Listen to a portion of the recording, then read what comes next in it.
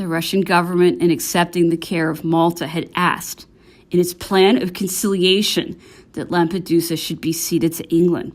To have agreed to this would have been to have given this power, if by any means Malta again came under her domination, to impregnable positions in the Mediterranean. For Lampedusa would have become, in a very short time, impregnable in England's hands. Now, Napoleon had always declared that France would not suffer England to have the mastery of the Mediterranean.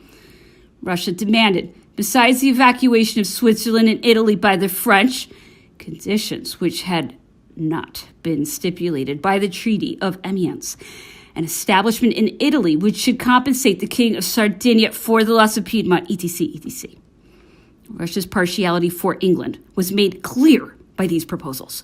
As a matter of fact, the Chancellor Vorontsov was the declared partisan of England and was also Count Markov, the Russian ambassador to France, who professed the most anti-French sentiments.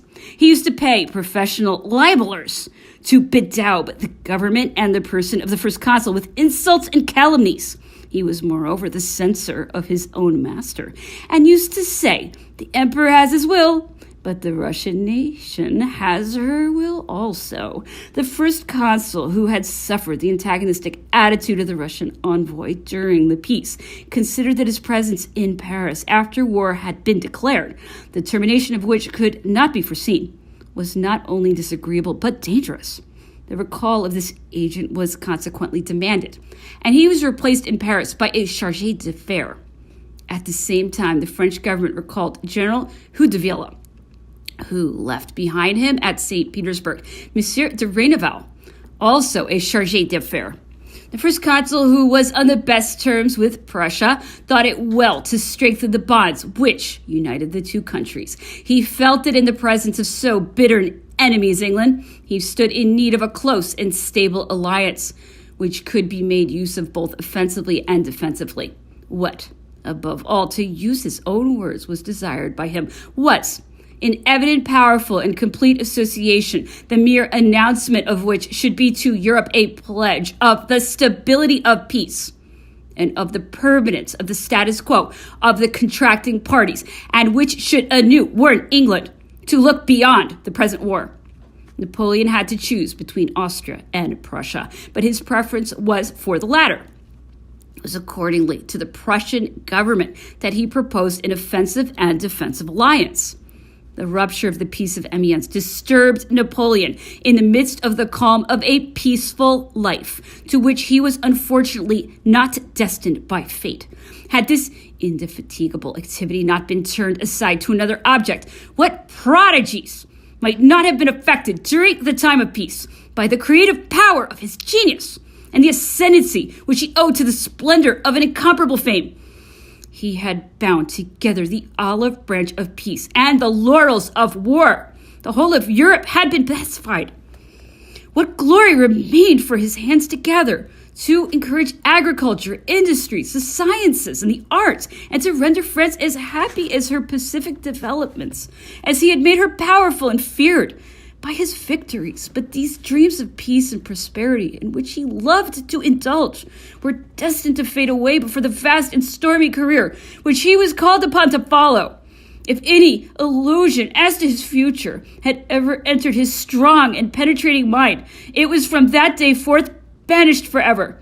The treacherous conduct of England made a profound impression on this susceptible mind, so sensitive alike to reciprocate straightforwardness of conduct and so full of the feelings of national pride and honor.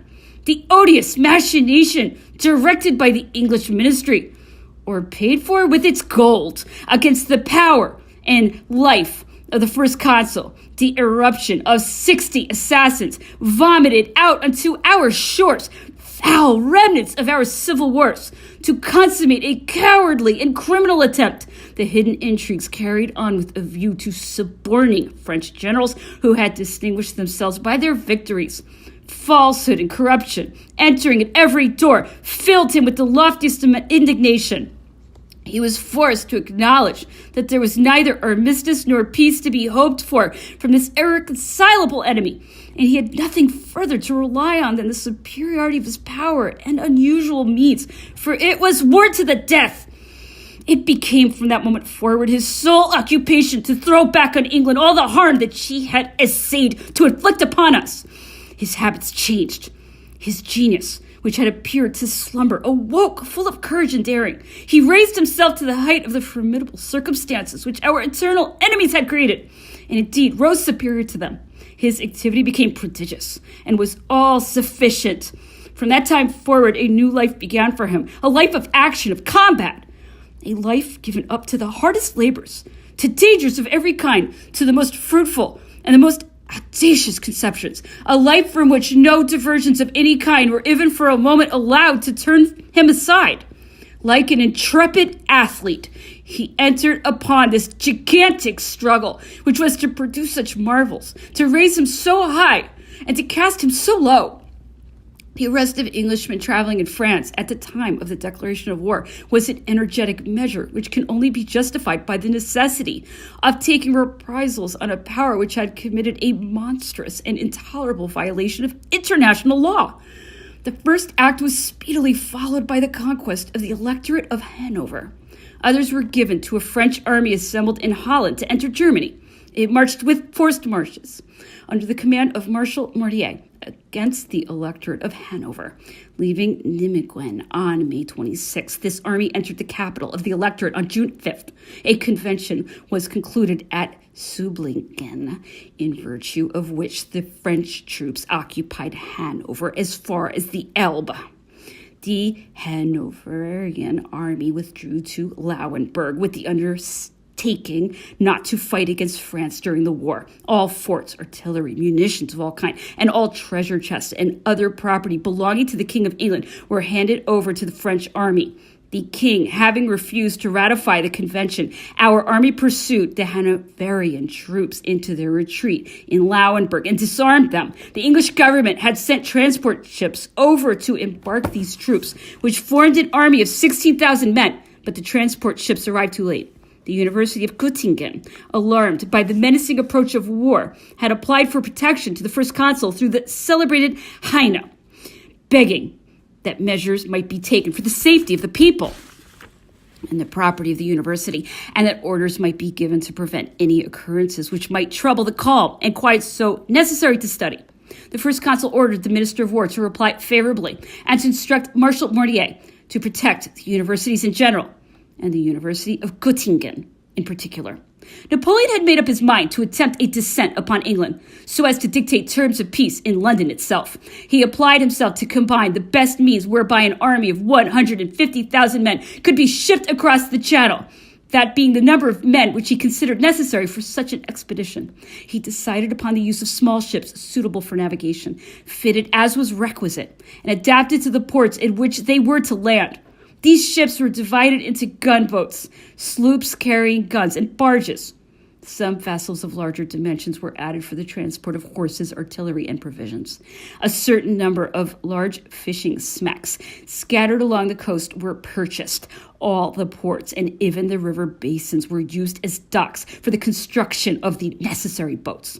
In a spontaneous glow of enthusiasm, the departments, the townships, and the corporations presented the government with gunboats, flat-bottomed boats, sloops, and frigates. The merchants of Paris set the example by voting funds for the construction of a vessel of 120 guns, which bore the name of Commerce de Paris. The principal corporations and even private individuals paid for the construction of vessels of all sizes, destined to make up the national flotilla. The first consul made the necessary arrangements for the organization of 6 camps to be formed on the seacoast. These camps were intended to supply the troops to be embarked on board the flotilla, whose mission it was to carry into English territory the implacable war which the English government was waging against us. Wishing to attack England from various points at one and the same time, Napoleon gave orders for an expedition to Ireland. He appointed this purpose 18,000 men, who formed the camp at Brest. General Marmont, who was in command of an army from 22 to 25,000 men in Holland, was to embark his troops with the same destination in view, the first consul had decided to place these two armies under the command of Marshal Augereau. An understanding had been come to with Irish refugees in France and also with Irishmen in Ireland. Augereau was to march straight upon Dublin in case there was any delay on the part of the Irish insurrectionists. He was to take his stand, and after having rallied General Marmont, to wait for the landing of the main army, after having prescribed the necessary arrangements for assuring the defense and safety of France, both within and without, in the new situation in which we were placed by the unjust aggression of England. The first consul, accompanied by Madame Bonaparte, left for the northern departments 1 month after the proclamation of hostilities.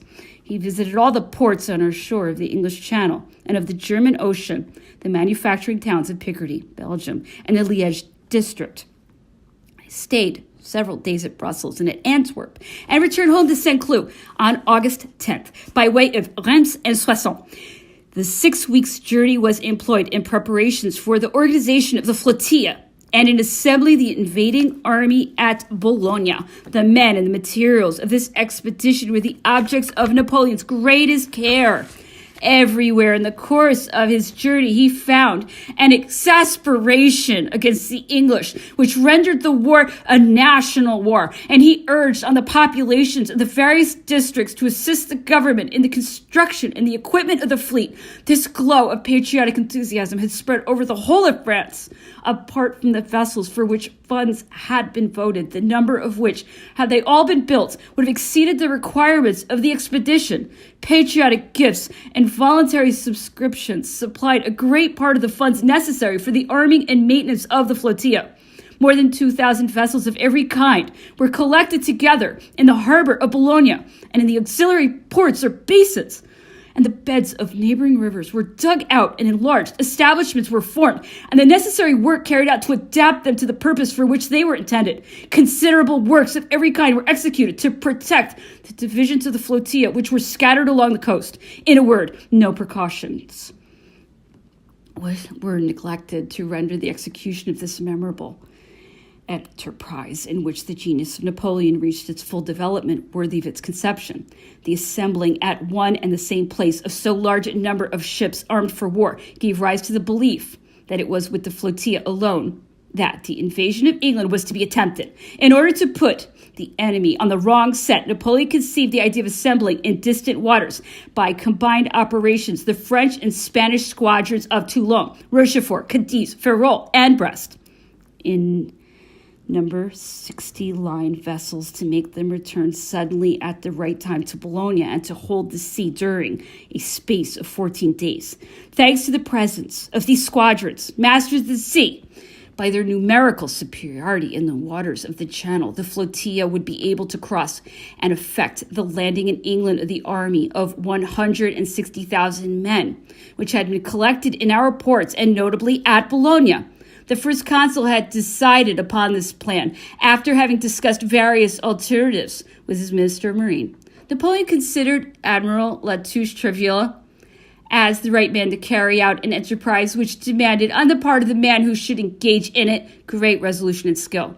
In the letters which he wrote to him on the subject, he asked him to think over the great work which he was to attempt and to let him hear his opinion before signing final orders on the subject as to what would be the best way to carry it out.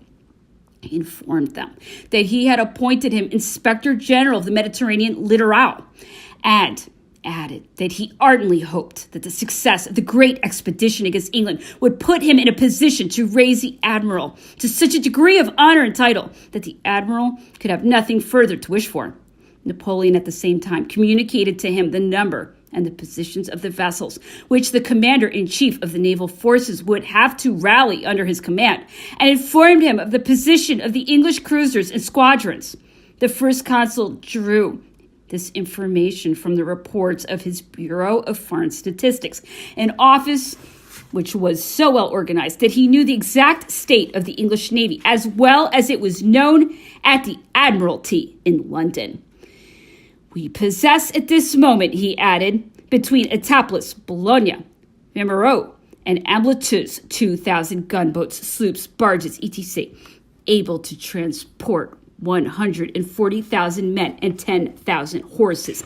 Let us be masters of the Channel for 6 hours, and we shall be masters of the world. Napoleon desired that the entire operation should be carried out before the winter. Supposing that the admiral can start before July 30th, it is probable that he would not reach Bologna before the middle of September, at a time when the night is sufficiently long and when the weather is rarely bad for any length of time. Whilst planning this great expedition, the first consul arranged with the Minister of Marine for a series of other maritime expeditions to engage the attention of the enemy, to reinforce and to revictual our colonies, to seize upon insular positions which could serve as putting into ports for our ships, and to do all the harm possible to English commerce. The organization of these different maritime campaigns was the subject of almost daily correspondence between Napoleon and the Minister of Marine. These expeditions were carried out with varying results, but to tell the truth, they did not realize the object that Napoleon had in view. I shall speak but briefly of the homage that was paid to Napoleon during his journey in the northern departments of France, of the flattering and magnificent receptions according to him and to his wife who accompanied him, of the triumphal arches under which they pass, of the guards of honor selected from amongst the most notable families in the towns through which they traveled, of the richness of their uniforms, of the young girls dressed in white who presented flowers, of the speeches made by the civil, military, and ecclesiastical authorities, of the Te Deums which were chanted, of the illuminations, balls, and concerts, of the triumphal processions so dear to the people of Antwerp, in which were figured historical, mystical, profane, or fantastic personages in a series of strange tableaus. In one word, of the extraordinary enthusiasm of the town and country people, crowding together to hail with their cries and their wishes for success the energetic adversary of England. The newspapers of the time have reported these occurrences, and in no way have they exaggerated the truth. Napoleon's principal object was to satisfy himself de visu of the maritime resources offered by the departments adjoining the coast, and to stimulate with fresh vigor the armament against England. With this object in view, he visited, as was his custom, the ports, dockyards, arsenals, and the batteries, giving long audiences to the civil, maritime, and military authorities, occupying himself with the improvements and the reform of abuses, and sparing neither encouragements nor rewards. This part of the first consul's journey was described by the Moniteur, and this description is, in every sense of the word, historically trustworthy. Monsieur de Roquelaure, who was at that time Archbishop of Méneval, came to Antwerp to present his respects to the first consul and Madame Bonaparte. I often saw this prelate again in 1813 in Arch-Chancellor Cambacérés's drawing room. He was a straight and sturdy old man who bore with the vigor of middle age the weight of his 82 years. He was received and treated with particular distinction. Monsieur de Roquelaure owed this flattering reception to the wise way in which he administered his diocese and to the spirit of concord and union which he fostered there. He was a man of great intelligence and had been a member of the French Academy. He resigned his see 4 or 5 years after Napoleon's visit to Antwerp and was appointed canon of the chapter of Saint-Denis. Abbé de Prat, at that time Bishop of Poitiers, succeeded him at Mechlin. When I saw Monsieur de Roquelaure again at the Arch-Chancellor's, he was more than 92 years old. Age had but little changed him. His sight had weakened, but his legs were as strong as ever. He was always seen standing. His memory had become curiously impaired. It broke off at the time when he was Bishop of Senlis and first almoner to King Louis XV, high in favor with this king and honored with the patronage of the king's sisters. He had no recollection whatsoever of the events of the Revolution.